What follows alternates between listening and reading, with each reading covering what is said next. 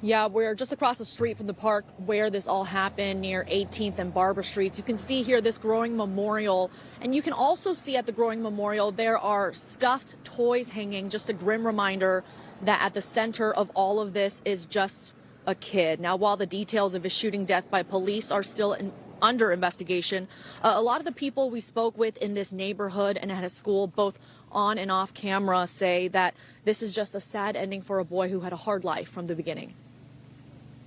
Being a father, it's just, it's not something that I could possibly imagine. Joseph Perez has a 12-year-old son at the same school as 12-year-old Thomas Siderio. He had seen the news, not knowing it was so close to home. My condolences out to the family and, of course, to the officers who are on desk duty right now for doing their job. An officer injured, a 7th grader killed.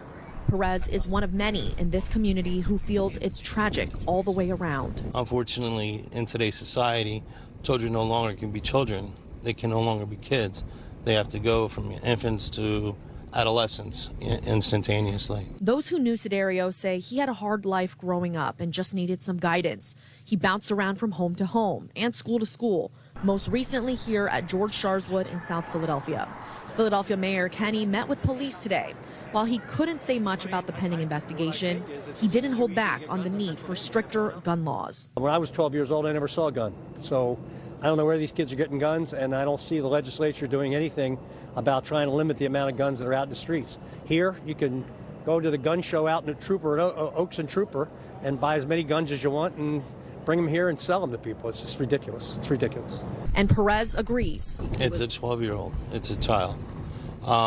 Again, here I am a, pro firearms and the right to carry.